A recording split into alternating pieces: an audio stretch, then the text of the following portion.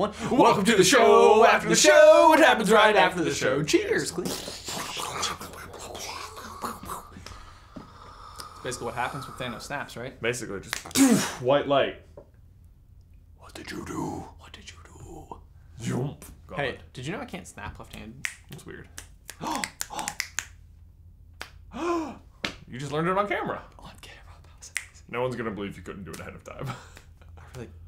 I don't know what is wrong with the dexterity of this hand, but it's like you have one that knows how to do everything and one that is just basically useless. No, you have one that's basically useless. Oh, sorry. Yeah, so yours can snap. I can snap.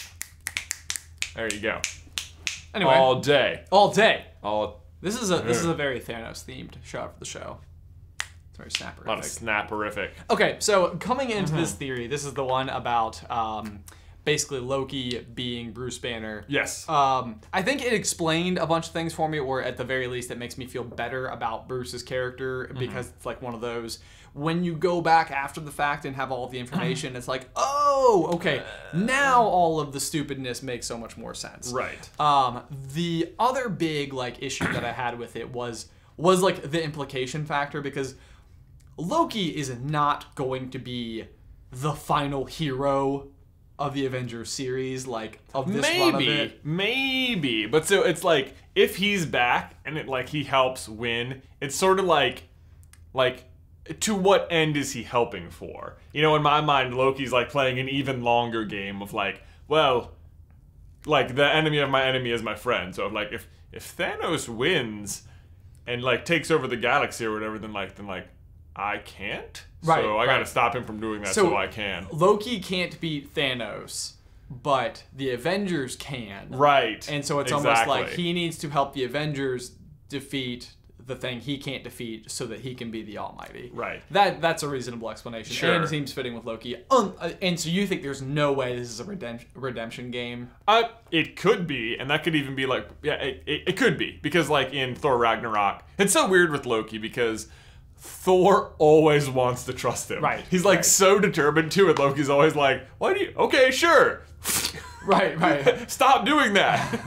It's like, how many times can this work? How many times? How many times? How many times? But he keeps doing it, and eventually, at the end of Thor Ragnarok, you feel like, oh yeah, maybe they're on the same team. Right, I know, and I was gonna say, like, I love that moment at the end of Ragnarok where they're all like standing in a lineup, and it's like, we did it, guys! Yeah. Go team! Yeah. And then even at the beginning of this one, you're like, okay, Loki is actually trying to help. He saves Thor, you know, maybe he's not so bad, and then he dies. You're like, oh, he died a hero. I mean, he is a hero, but maybe he's the actual ultimate villain of the Marvel universe, you know? Yeah. Like, Thanos is like, no doubt, like, the big bad. But he's only appeared in such cameos, whereas Loki has had like tons of screen time. He's been like the big bad the whole time. Oh yeah, I mean, Loki is arguably like the only memorable villain until Thanos. Right. Which is totally fair. But like that's the thing about even Thanos is like I almost want this story to end with his defeat. Like I don't even know that I don't even know if I minded how it ended. Like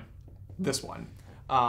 It's just so crazy. But it's hard to imagine what they could possibly throw at you after Thanos that is a more credible threat. Right. Unless Loki has been masterminding this whole thing as a way to get rid of Thanos so that he can be the big bad. Like, I don't know. It's totally possible. There's a few other scenes. There's like a few unanswered questions that I feel like we tried to skate around in the video itself. Like, is Thor in on it too? Or is the real Bruce in on it? Or, you know, like, you don't know what happened. They just arrive in the middle, like at the end of the fight, so you don't get to see what happened. Like, did Valkyrie and Bruce and Korg and Meek all jump on a ship and they're like, don't worry, we got it? Well, so I would say in the capacity that I would believe Thor would know about it would be something to the tune of knowing that the Hulk isn't actually there. So I don't think that it was like a plan where it's like, okay, here's what we're going to do, because I don't think that they would have been expected to be boarded and have the population be destroyed right then and there. Bad day for Asgard, by the way. Bad day. Jeez. Bad day. First the planet, then the rest of the half the population. Like, we did it! We saved half! We saved everyone! They even have that line where it's like, Asgard is not a place. It's a people. It's a people. It's like, it's a half of those people. There goes half of them. Great first day as king, Thor. Gosh darn it. Whoops. But so that would be the biggest thing that I can imagine, with Thor being aware that the Hulk went off in the convoy that left the ship.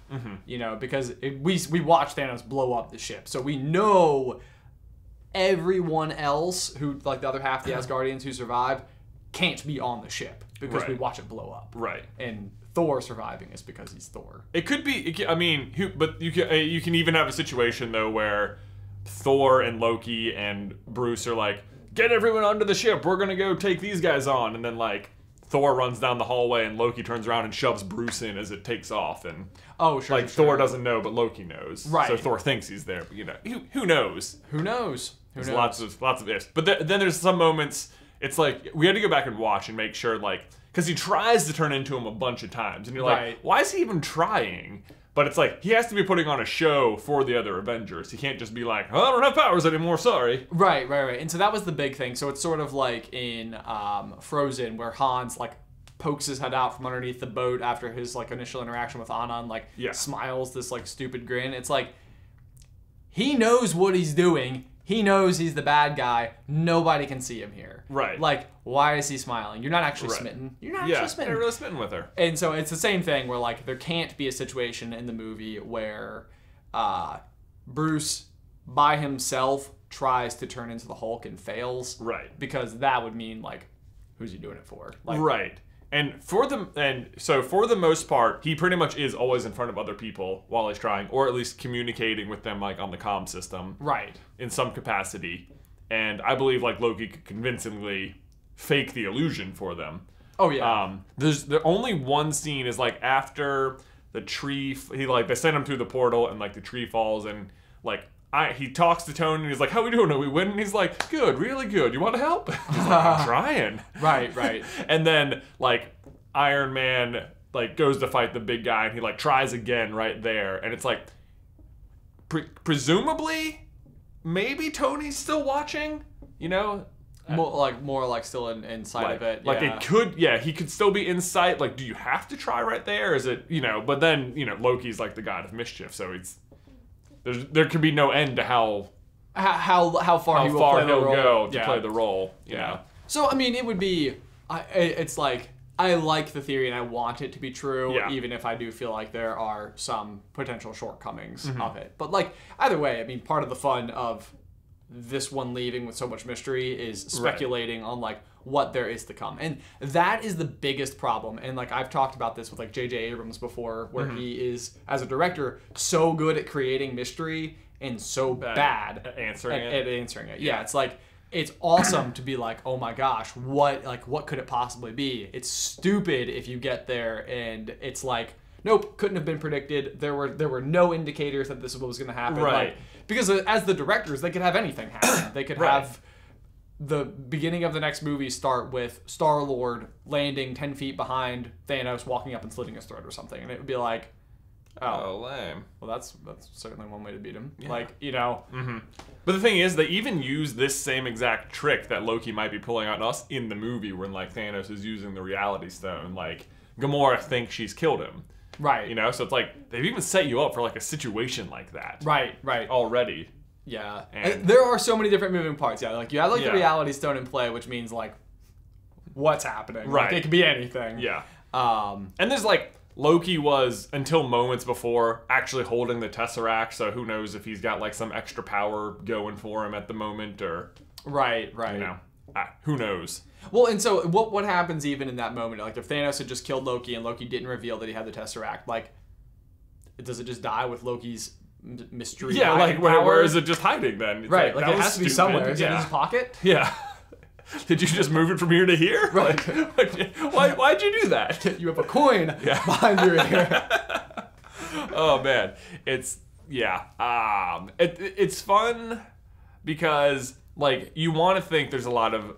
The problem with Avengers 4 is that you just know so many... they're not really dead. Like, everyone's coming back. There's too much It's like, so predictable. So it's like, how can you write it so there's still really unpredictable things? And, like, this would be a good... This would be a great way to do it. This would be a great way, because, like, you went through and you had no idea. Like, you watched it happen. You're like, That'd be so cool. It'd be so cool. It would be. Love It would be. Yeah, and just to cap off this conversation, like because the two people that you would be fairly certain are dead no matter what would be Gamora and Loki. And Loki. Yeah. Like those are the two where it's like they are harder to unexplain than somehow reversing the snap. Right. Is what it comes down to. Right. I agree. Yeah. I agree. Anyway, there you go. until next time. Bye. Bye.